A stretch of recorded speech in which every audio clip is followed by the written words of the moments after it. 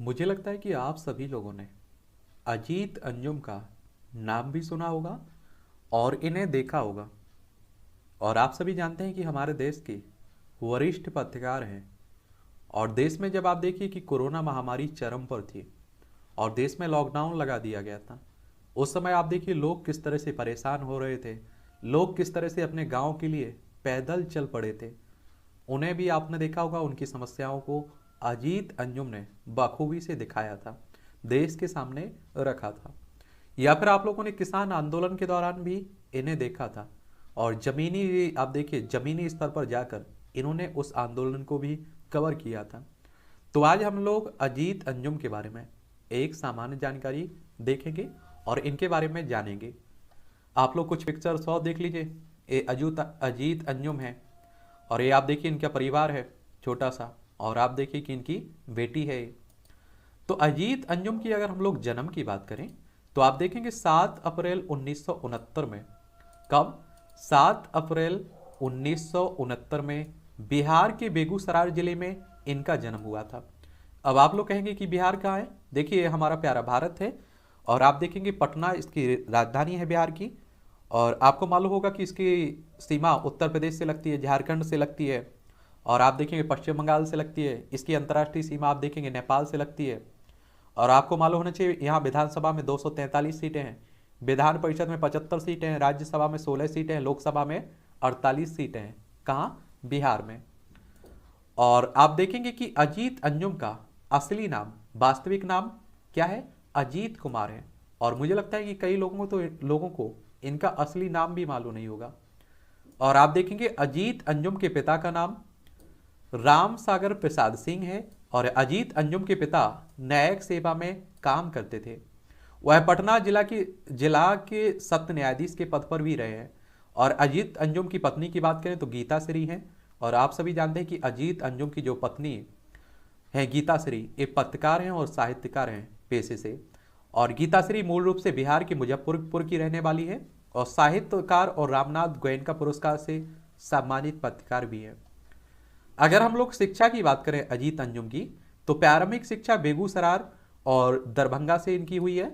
इसके बाद अजीत अंजुम ने मुजफ्फरपुर के लंगट सिंह महाविद्यालय से स्नातक की शिक्षा ली हुई है।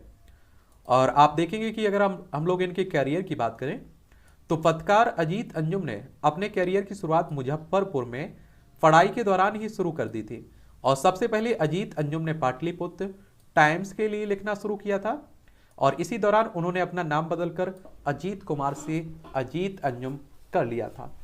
और इसके बाद आप देखेंगे अजीत अंजुम ने धर्मयुग, साप्ताहिक हिंदुस्तान, दिनमान और रविवार जैसे पत्रिकाओं के लिए भी लिखना शुरू किया कॉलम्स।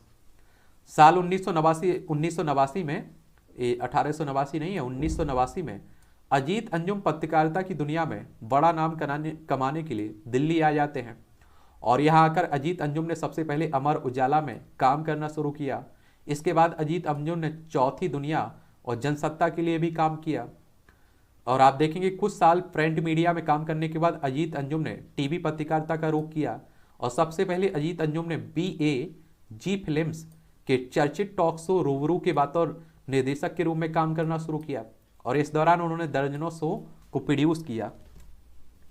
और इसके बाद आप देखेंगे अजीत अंजुम ने आज तक में 1 साल के लिए बतौर सीनियर प्रोड्यूसर के रूप में काम किया। इसके बाद अजीत अंजुम वापस BAG फिल्म्स में शामिल हो जाते हैं। और अजीत अंजुम ने इसके बाद न्यूज़ 24 के प्रबंध संपादक के रूप में भी काम किया है। और यहाँ से जाने के बाद अजीत अंजुम इंडिया टीवी में भी काम करने लगे। इसके बाद आप देखेंगे कि अजीत अंजुम ने अपने साथियों विनोद कापड़ी और हेमंत शर्मा के साथ जिस जोश खरोश के साथ TV9 भारतवर्ष लॉन्च किया। और TV9 भारतवर्ष में काम करने के दौरान अजीत अंजुम काफ़ी प्रसिद्धि मिली और इस दौरान उनके टीवी शो राष्ट्रीय बहस को लोगों द्वारा काफ़ी पसंद भी किया गया। हालांकि एक समय ऐसा भी आया जब उन्होंने TV9 भारतवर्ष को भी अलविदा कहना पड़ा। इसके बाद अजीत अंजुम ने खुद का YouTube चैनल शुरू किया जिसका नाम है अजीत अंजुम। और किसी आंदोलन में सक्रिय पत्रकारिता के लिए भी इन्हें जाना जाता है। इन्होंने सिंधु बॉर्डर, गाजीपुर बॉर्डर, दिल्ली हरियाणा से जुड़े बॉर्डरों पर धरना दे रहे किसानों की असल समस्याओं को जनता के सामने रखा।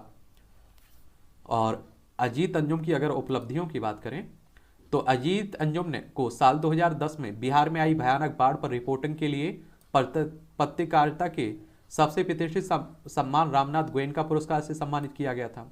इसके अलावा साल 2016 में अजीत अंजुम को फ्रेम इंडिया मैगजीन ने बिहार के 50 सबसे प्रभावशाली लोगों की सूची में शामिल किया था। साथ ही अजीत अंजुम को साल 2017 में दुष्यंत स्मृति सम्मान से भी सम्मानित किया गया था।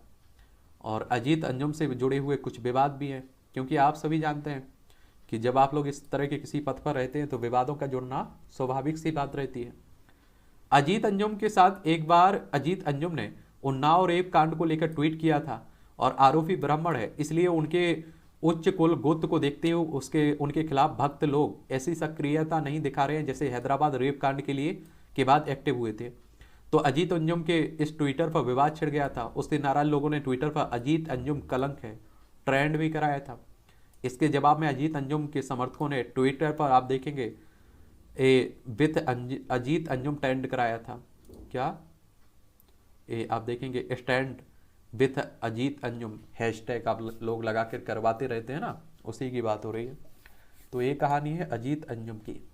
और किसी के बारे में अगर आपको जानना है तो उसका नाम आप लोग बताइएगा, उस पर भी बात कर लेंगे। वरना ये सीरीज चल रही है, देश के जो भी चर्चित लोग हैं, विदेश के भी हों, सबके बारे में हम लोग बात करते रहते हैं समय समय पर। ठीक है।